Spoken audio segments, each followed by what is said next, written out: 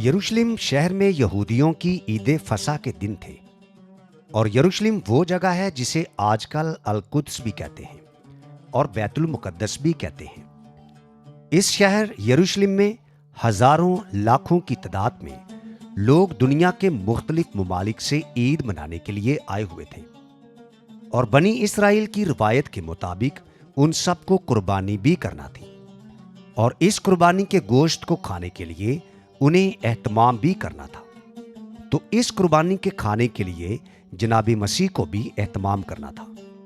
तो आपके सहाबाए इकराम ने मसीह से पूछा कि ये एहतमाम कहाँ किया जाए। तो मसीह ने एक राज़दाराना अंदाज में कहा कि फलां शहर में जाओ और वहां तुम देखोगे कि एक शख्स पानी का मटका लिए हुए तुम्हें मिलेगा, उसके पीछे पीछे चले जाना। और जहां वो दाखिल हो उस घर के मालिक से कहना कि उस्ताद ने हमें भेजा है कि हमारा मेहमान खाना जहां हमने खाना खाना है वो कहाँ है, तो वो आप तुमको बता देगा। क्योंकि बनी इसराइल के दस्तूर के मुताबिक वो अपने यहाँ ईद के मौका पर एक कमरा खाली कर दिया करते थे कि हो सकता है कि इतने सारे लोग जो ईद मनाने के लिए आए हुए हैं, सराय में या होटल में किसी को जगह मिले या ना मिले।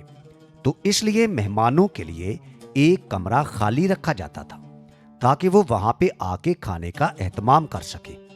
और उस जमाने में पानी भरने खवातीन ही जाया करती थी, और आज भी गांव में ऐसा ही होता है। तो अगर मर्द पानी का मटका लिए हुए फिर रहा हो तो वो तो वैसे ही सबको दिखाई देता है। तो लिहाजा वो उसके पीछे पीछे गए और उस जगह पहुंचे जहां खाने का एहतमाम किया गया था। तो जब आप वहां खाना खाने बैठे तो एक बात ज़हन में रखिए कि ये खाना एक मजहबी खाना है। अगर आप मजहबी नोयत को भी नजरअंदाज कर दें और एक आम खाना भी समझ लें तो खाने के दौरान आदाब ये है कि कुछ बातें ऐसी होती हैं जिनका तज़किरा खाने के मौका पर नहीं किया जा सकता।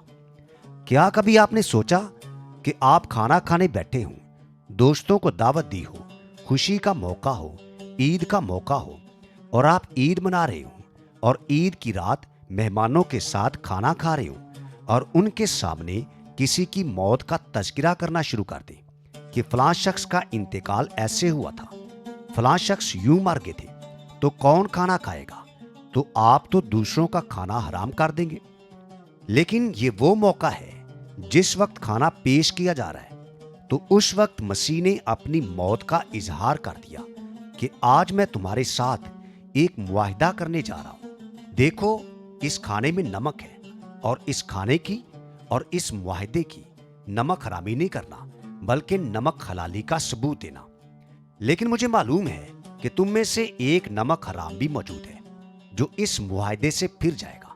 मेरा मुआहिदा ये नहीं है कि मेरी हिफाजत करना, मैं अपनी हिफाजत खुद करना जानता हूं, बल्कि मेरा मुआहिदा ये है कि मैं तुम्हारी खातिर अपनी जान देने जा रहा हूं और इस मुआहिदे पर मैं अपने खून से दस्तखत करने जा रहा हूं ताकि ये मुआहिदा पक्का और नाकाबिले तनसीख रहे। क्या तुम मेरे साथ ये मुआहिदा करने को तैयार हो? शायद सहाबा इकराम ये सोच रहे हो कि मसीह हमसे ये तवक्को कर रहे हैं कि तुम भी मेरी खातिर जान देने के लिए तैयार रहो।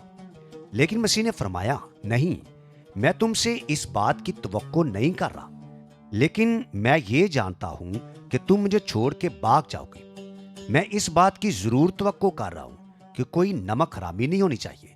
अगर ये नमक खाया है तो फिर मेरा साथ देना।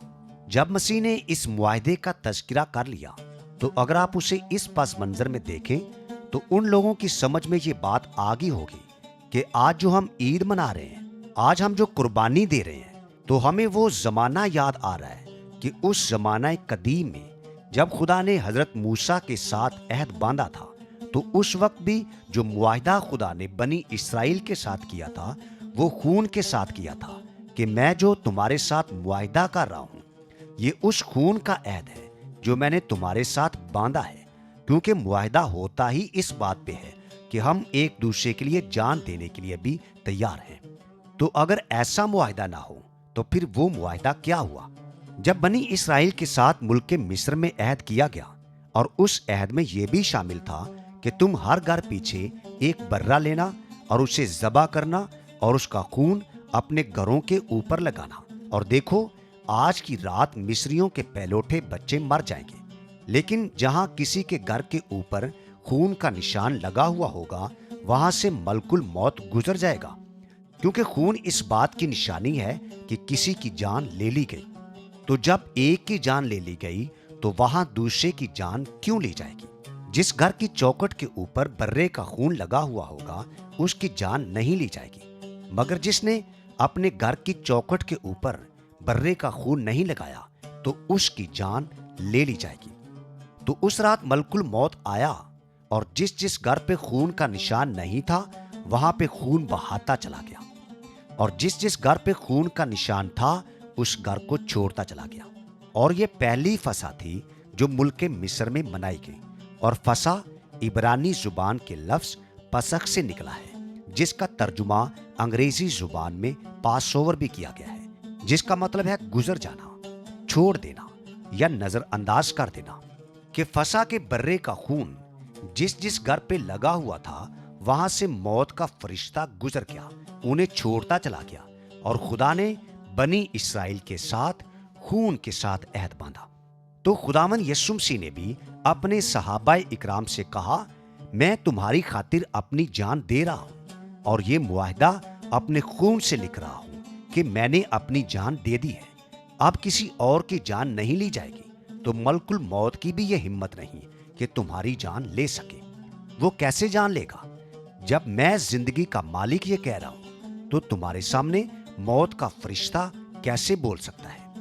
یہ وہ گفتگو تھی جو مسیح کی اپنے حواریوں کے ساتھ فسح کے موقع پر تنہائی میں ہوئی، اور صدیوں پہلے کے واقعہ کو دہرایا جا رہا تھا، اور مسیح اسے پایہ تکمیل کو پہنچانے جا رہے تھے۔ جب یہ گفتگو ہو چکی تو ان 12 میں سے ایک نے نمک حرامی کی، اور بعد میں اس نے اپنی سزا اپنے آپ کو خود ہی دے دی۔ خدا نے اسے سزا نہیں دی، اس نے خودکشی کر لی، اور یہی سے ہم دیکھتے ہیں کہ جتنے بھی لوگ خودکشی کرتے ہیں وہ سب اسی طرح کے ہوتے ہیں، کیونکہ انہیں معاہدہ پورا ہوتا ہوا دکھائی نہیں دیتا، اس لیے وہ خودکشی کرنے پر مجبور ہو جاتے ہیں۔ تو اگر باقی 11 شاگرد اس بات کو چھپا جاتے تو آج یہ بات ہم تک کیسے پہنچتی؟ ہمیں کیسے معلوم ہوتا کہ اس تنہائی میں کیا گفتگو ہوئی تھی؟ اس تنہائی کی گفتگو کے شاہد یہی لوگ تھے، اور انہیں یہ معلوم تھا کہ ہمارے خداوند نے ہمارے ساتھ کیا معاہدہ کیا ہے۔ ہمارے خداوند نے اپنی جان دینے سے پہلے یہ کہا کہ میں تو پروانہ موت پہ دستخط کر رہا ہوں، میں تو ڈیتھ وارنٹ پہ خود ہی لکھ رہا ہوں کہ میں اپنی جان دینے کے لیے تیار ہوں۔ یہ مجھے موت کا فتویٰ کوئی اور نہیں سنا رہا، میں تو خود ہی لکھ کے دے رہا ہوں کہ میں اپنی جان دینے کے لیے تیار ہوں۔ تو آپ کو ایسا شہید کہاں ملے گا جو اپنی موت پہ خود ہی دستخط کر دے؟ سب دوسروں کو شہید کرتے ہیں، سب دوسروں کو موت کے گھاٹ اتارتے ہیں، لیکن دنیا میں کون ایسا ہوا ہے جس نے یہ کہا ہو کہ میں اپنی جان دینے کے لیے تیار ہوں؟ ہم جان دیتے نہیں ہیں بلکہ ہماری جان لی جاتی ہے۔ ہماری زندگی کا لمحہ وہ آخری لمحہ ہوتا ہے جب زبردستی ہماری روح کھینچی جاتی ہے۔ ہم کبھی بھی اپنی روح خدا کے حوالے نہیں کرتے، کیونکہ ہمیں کبھی مرنا گوارا ہی نہیں ہوتا۔ ہم کبھی مرنا چاہتے ہی نہیں ہیں، ہم جینا چاہتے ہیں۔ تو جان وہی دے گا جو جان دینے کے لیے دنیا میں آیا ہو۔ جو جینے کے لیے آئے ہوں وہ کیسے جان دیں گے؟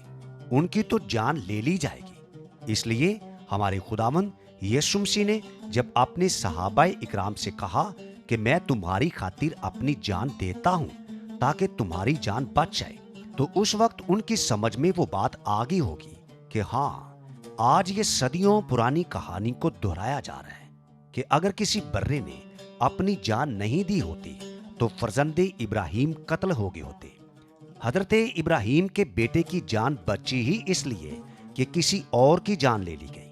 تو حضرت ابراہیم کی اولاد کے ساتھ کیا جانے والا معاہدہ جو صدیوں پہلے ہوا تھا، جس پہ آج تک کسی نے اپنے خون سے دستخط نہیں کیے تھے، تو وہ دستخط ہمارے خداوند یسوع مسیح نے اپنے خون سے کر دیے۔ اور مسیح کے ایک شاگرد کی گواہی بھی موجود ہے کہ مسیح کا خون ایسا خون ہے جو بیش قیمت ہے، جس کا کوئی نعم البدل نہیں ہے۔ خون جیسے ہمیں خون دکھائی دیتے ہیں، ہمیں سب کے خون کا رنگ سرخ دکھائی دیتا ہے، لیکن یہ تو ایک ڈاکٹر ہی بتا سکتا ہے کہ اس کا گروپ کیا ہے۔ آپ کو اے پوزیٹیو والے بھی دنیا میں بہت سارے مل جائیں گے، اے نیگیٹو والے بھی مل جائیں گے، اے بی پوزیٹیو والے بھی مل جائیں گے، اے بی نیگیٹو والے بھی مل جائیں گے، لیکن خداوند یسوع مسیح کے خون جیسا کوئی اور خون ہے ہی نہیں، کیونکہ وہ واحد ذات ہے۔ تو لہٰذا اس نے اپنی موت پہ خود ہی دستخط کر دیے، اور ان کے دستخط کو کون ٹال سکتا ہے؟ تو آپ کو بھی دعوت دی جاتی ہے کہ آئیے اس ذات کا دامن تھام لیجئے جس نے یہ معاہدہ اپنے خون سے لکھا اور پروانہ موت پہ خود ہی دستخط کر دیے کہ ہماری خاطر جان دینے کے لیے وہ تیار ہو گیا، اور جس نے اپنی جان دے کر آپ کی جان بچائی، تو کیا آپ اس کا ساتھ نہیں دے سکتے؟ ہماری تو دعا یہی ہے کہ خدا آپ کو یہ توفیق عطا فرمائے کہ آپ اس کا دامن تھام لیں جس نے آپ کی خاطر اپنی جان دے دی اور آپ کی جان بچا لی۔ تو اگر اس معاہدے پر آپ کا بھی دستخط ہو اور خداوند یسوع مسیح کے خون سے لکھا ہوا ہو، تو پھر آپ کی جان چھوڑ دی جائے گی، اس لیے مسیح نے آپ کی خاطر اپنی جان دے دی۔ اب آپ کی جان کی حفاظت خداوند یسوع مسیح کے خون میں ہے، تو اب ملک الموت بھی آپ کا کچھ نہیں بگاڑ سکتا۔ تو فسح کی قربانی کے خون کو مسیح نے خود ہی پایہ تکمیل تک پہنچا دیا۔ اگر آج آپ مسیح کے خون کو اپنے دل کے دروازے پر لگا لیتے ہیں تو آپ بھی موت سے بچ سکتے ہیں۔ اگر آپ کو یہ سعادت نصیب ہوگی ہو تو پھر سمجھ لیجئے کہ آپ نے اس دنیا کی اور اس دنیا کی ساری سعادتیں حاصل کر لی۔